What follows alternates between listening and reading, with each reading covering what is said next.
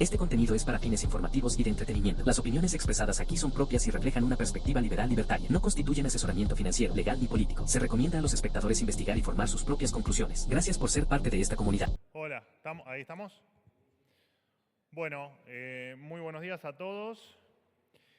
En primer lugar, les quiero contar que por orden del presidente de la Nación, Javier Milei, y detrás de, por supuesto, el trabajo de siempre del Ministerio de Capital Humano a través de ANSES, se resolvió dar de baja la asignación de privilegio, popularmente conocida como jubilación de privilegio, que la ex presidente Cristina Fernández de Kirchner venía percibiendo, tanto en la asignación personal como en la derivada por pensión del fallecido expresidente Néstor Kirchner. Esto significa para los argentinos un ahorro, al menos de la asignación que se cobraba en mano, de unos 21.827.624 pesos con 65 centavos. El beneficio previsto por la ley 24.018 para expresidentes y exvicepresidentes de la Nación es una asignación que no tiene carácter contributivo y se otorga con carácter excepcional y extraordinario como contraprestación al honor, el mérito y el buen desempeño en el cargo. La señora Cristina Kirchner fue condenada por la Cámara de Casación Penal en la causa Vialidad como autora del delito de administración fraudulenta, por lo que representa lo contrario al honor, al mérito y al buen desempeño. La jubilación a exmandatarios es un privilegio que no debería existir en la Argentina, más aún si quien la percibe está condenada por estafar desde las más altas esferas del poder a millones de argentinos que vieron esfumarse sus esperanzas a manos de la política. Esto es nada más ni nada menos que otorgar un manto de sentido común y cordura a la gestión pública. Durante el mandato del presidente Milei, la Argentina no va a destinar fondos a ninguna persona que esté condenada por corrupción y que haya mancillado el honor y la dignidad de los argentinos. En segundo lugar, contarles que el Gobierno Nacional también ha decidido cerrar el Ente Nacional de Obras Hídricas de Saneamiento, más conocidos por sus siglas como ENOSA. Se trataba de una estructura administrativa que duplicaba sus funciones con la Subsecretaría de Recursos Hídricos. Ambos organismos se encargaban exactamente de lo mismo, administrar y ejecutar obras hidráulicas de agua potable y saneamiento en todo el país. Por este motivo, la subsecretaría va a absorber las funciones de ENOSA y también se va a hacer cargo de sus 94 obras priorizadas. A partir de ahora va a haber una única estructura encargada de la planificación y el control de las obras hídricas y además se van a ahorrar gastos innecesarios que recaían sobre las espaldas de los contribuyentes, como habitualmente ocurre. Hay que recordar que una tarea duplicada significa que los argentinos pagan de su bolsillo el sueldo de dos empleados que hacen lo mismo, lo cual resulta sumamente ilógico, mucho más en un país con los niveles de pobreza y de indigencia que tenemos. Por supuesto que esto además era financiado en la Argentina con emisión monetaria, por lo que el fin del camino era inflación y que todos los argentinos seamos más pobres.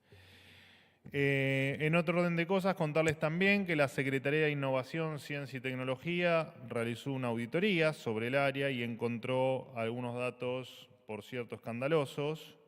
Se detectaron, por ejemplo, rendiciones de gastos pendientes y vencidos que corresponden a transferencias a diferentes instituciones, principalmente universidades, por unos 12.000 millones de pesos.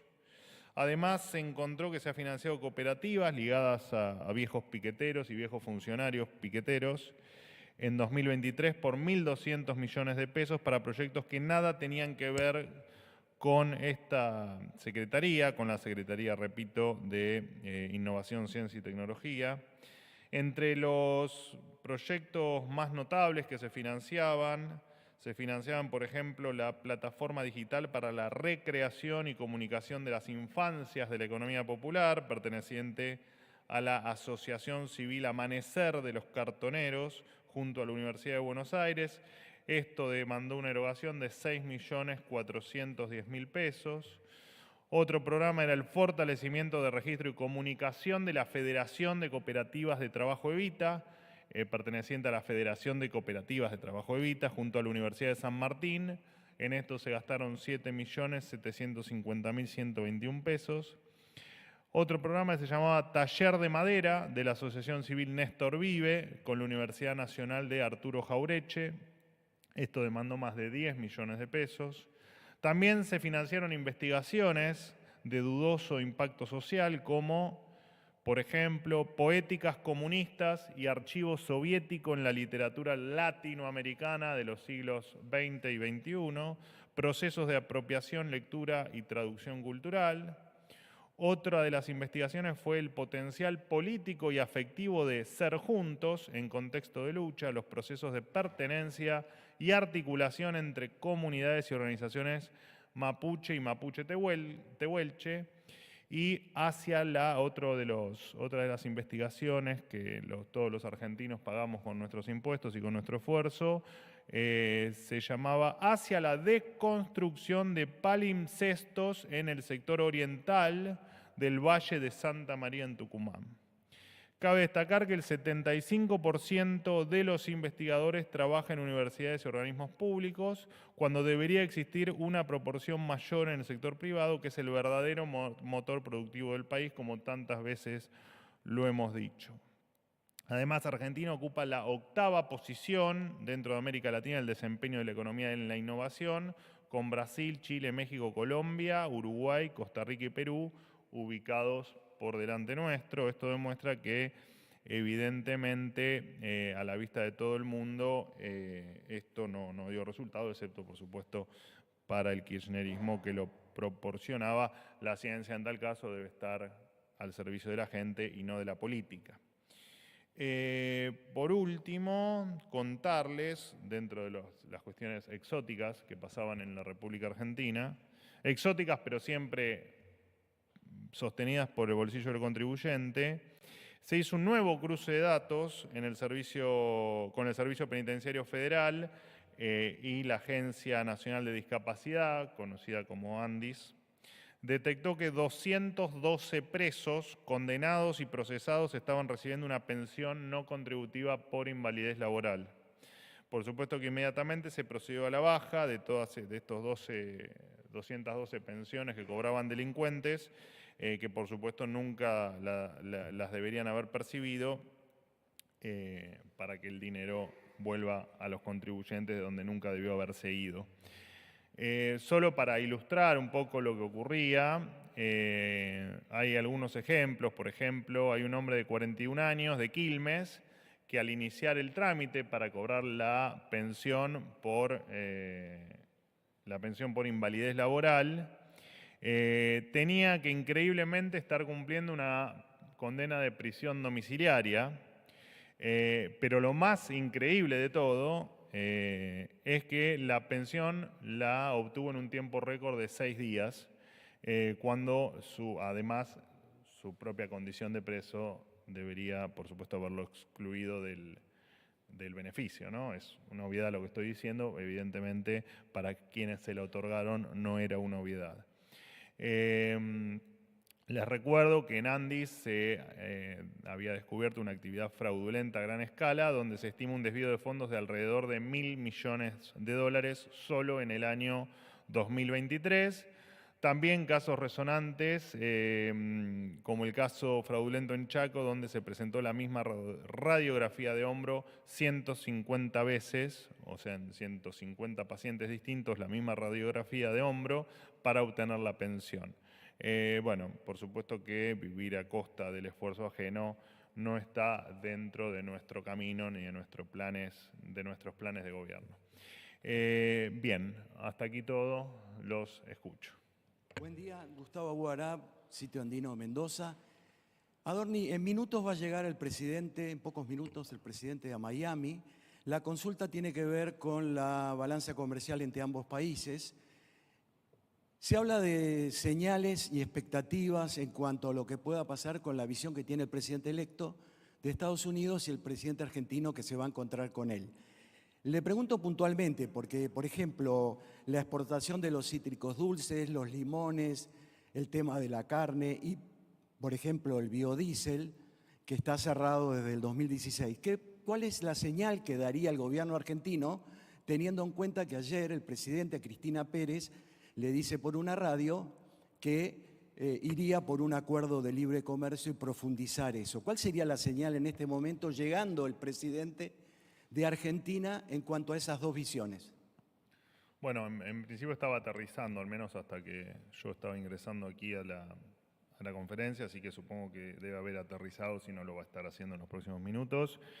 El presidente es un promotor, desde que yo lo conozco al menos, desde hace muchísimos años, de los tratados de libre comercio, no solo con Estados Unidos, digamos, sino con el resto del mundo. Todo el mundo sabe que el presidente es promotor del libre comercio y que, por supuesto, cada tratado de libre comercio que se pueda hacer donde Argentina sea siempre beneficiada, eso es lo que va a ocurrir.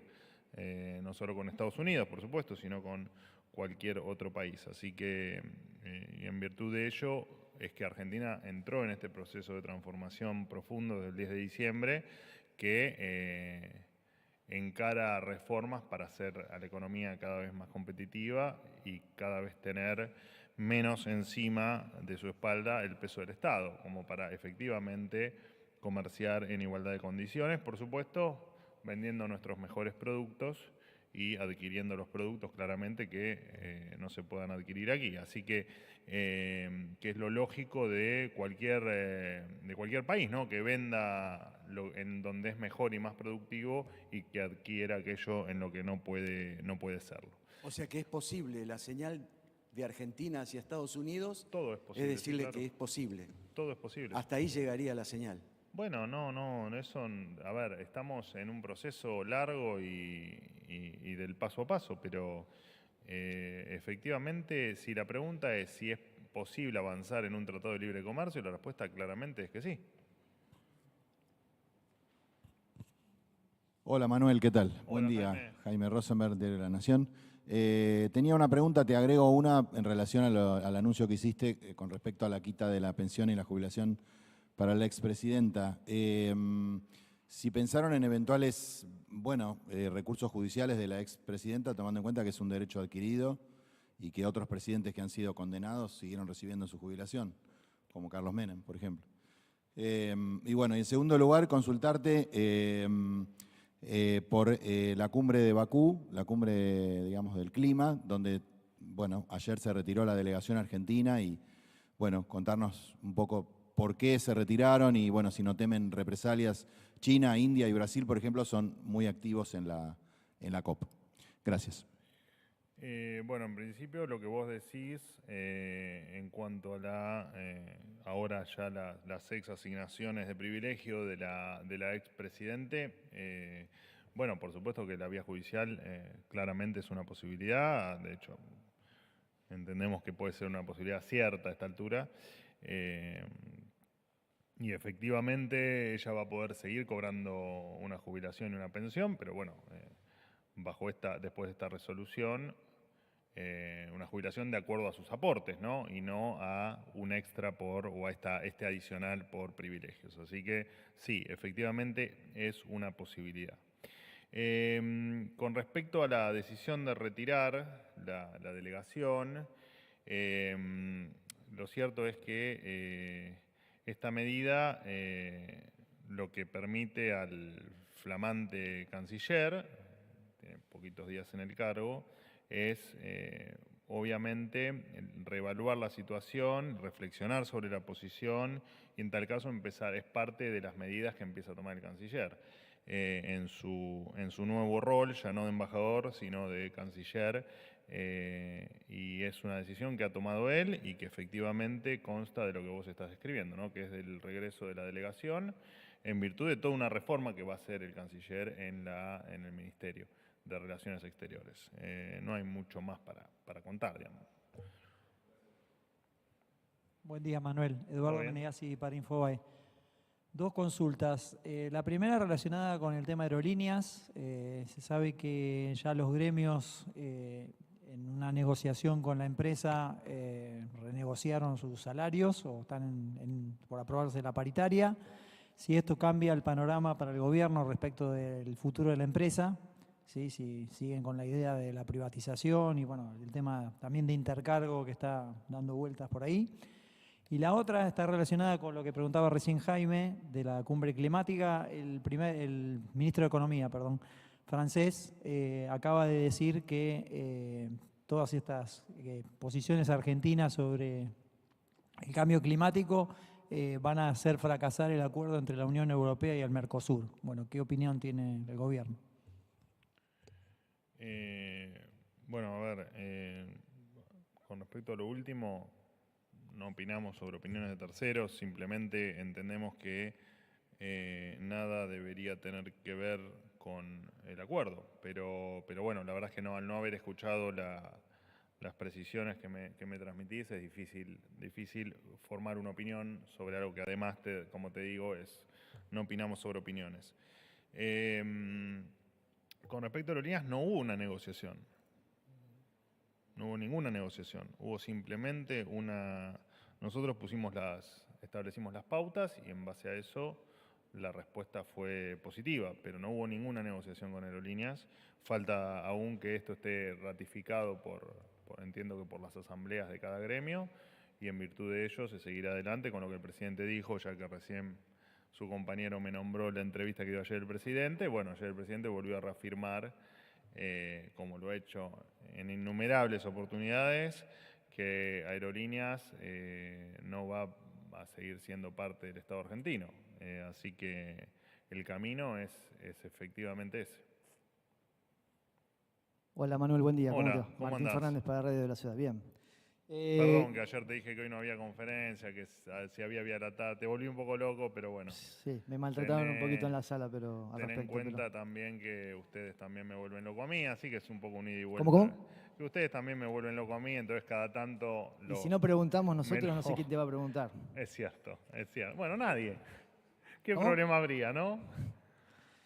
Bueno, sumándome un poquito a algunas de las preguntas que ya se hicieron al respecto del anuncio adelanto del presidente de la intención del Tratado de Libre Comercio con Estados Unidos, preguntarte si el gobierno evaluó alguna crítica o quedar desperfilado con el Mercosur, si se lleva adelante esta iniciativa, teniendo en cuenta lo que fue en su momento el intento del presidente uruguayo Lacalle Pou, una cuestión similar con China, hubo muchas críticas. La pregunta es esa, si evaluaron un desperfilamiento con el Mercosur y críticas del resto de los países que lo integran. Gracias. Es un tema que no debería tener ningún tipo de inconveniente. Recién me preguntaron por otras cuestiones que nada tienen que ver con las otras cuestiones. Digo, acá la verdad es que el presidente tenga la intención de tener una Argentina más libre, especialmente en lo comercial, lo que un tratado de libre comercio no sería ni más ni menos que el resultado de esa intención o de esas ideas. La verdad es que no debería generar ningún tipo de crítica. ¿Cuál sería la razón? Digo, la verdad es que es difícil muchas veces. Está muy bien que obviamente me lo preguntes, eso desde ya, pero es muy extraño cómo la libertad, en este caso la libertad comercial, pueda llegar a generar algún tipo de cuestionamiento por parte de terceros. No vemos que haya posibilidad de que genuinamente o desde el sentido común se cuestione que Argentina quiera ser más libre, acceder a otro tipo de condiciones y expandir su economía en base a la libertad de comercio. No vemos que pueda generar ningún tipo de no sé qué definición usaste, o roce o fricción. No, la verdad que no lo vemos así. Última pregunta. ¿Qué tal, Manuel? ¿Cómo estás? Buen día. Rodrigo Jorge, de Radio Mitre. Dos consultas, en realidad, vinculadas al mismo tema y tiene que ver con la condena a 6 años de prisión, confirmado por la Cámara de Casación Penal a la expresidenta Cristina Fernández de Kirchner.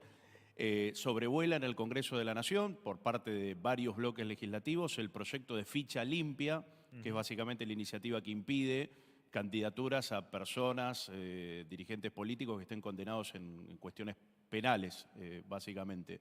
¿El gobierno tiene un interés particular sobre este proyecto? ¿Quiere que salga el proyecto de ficha limpia? o le da exactamente lo mismo, quiere en el 2025 una Cristina Kirchner eventualmente candidata. Y sobre este tema y vinculado al tema del Congreso, si pueden confirmar si en diciembre va a haber sesiones extraordinarias, teniendo en cuenta que tal vez no llegue el debate del presupuesto y si van a incluir ficha limpia. Es una posibilidad, las extraordinarias, no está definido ni mucho menos, pero sí es una posibilidad. Con respecto, lo que planteás, a nosotros no evaluamos la conveniencia o no de que Cristina pueda, vicepresidente y expresidente, pueda ser candidata. Es una decisión que tomará ella en virtud de si efectivamente se lo permite la ley. Y para nosotros el tema está cerrado y terminado. Si quiere ser candidata y lo puede ser, legalmente se competirá, y si no, no. Eso se lo tienen que preguntar a la expresidente, que está en todo su derecho de, si se lo permite la ley, presentarse. Le pregunto, no hay conveniencia o no conveniencia. Pregunto, esto es una democracia donde todo el que pueda y quiera participar y tenga la posibilidad de hacerlo, lo va a hacer. Digo. Pregunto, Manuel, específicamente, No nos porque cambia en nada. Si la ley lo permite, si sale ficha limpia, la ley no lo permitiría. ¿El gobierno Bueno, quiere o no el proyecto pero de ni ficha siquiera limpia? sabemos cuál va a ser en el caso de que se apruebe ficha limpia, los pormenores y en tal caso Pero el espíritu es ese, el espíritu es bloquear que personas no condenadas por delitos sí, penales obviamente, acceden a cargos obviamente ejecutivos. que el espíritu es ese, pero nada tiene que ver con la expresidenta de la Nación. No tiene que ver, pero el gobierno avala el proyecto, lo respalda, lo impulsa, lo Bueno, quiere o no. Nosotros estamos te repito, no sabemos cuál va a ser la letra final, por lo tanto ahí te podré dar una opinión o podremos formar una opinión, pero lo que sí te puedo decir es que nosotros estamos en contra de que cualquier persona que tenga alguna condena por corrupción maneje de alguna u otra manera los destinos de la patria. La verdad es que nos parece... Bueno, de hecho, entendemos, por ejemplo, que la expresidente no debe seguir cobrando sus asignaciones de privilegio, así que nos parece razonable que a los condenados se le ponga algún tipo de limitación para manejar la cosa pública, ¿no? Porque en definitiva, no sé, a vos te gustaría ¿estarías de acuerdo como ciudadano en que una persona condenada por corrupción maneje tu dinero? Me parece que es un poco la postura general que tenemos todos, ¿no? El proyecto no está, o sea, cuando esté aprobado, o si es que en algún momento llegue a aprobarse, bueno, veremos la letra definitiva y los cambios que se le hagan para poder sacar una conclusión o darte una opinión al respecto. Fin del asunto. Muchísimas gracias.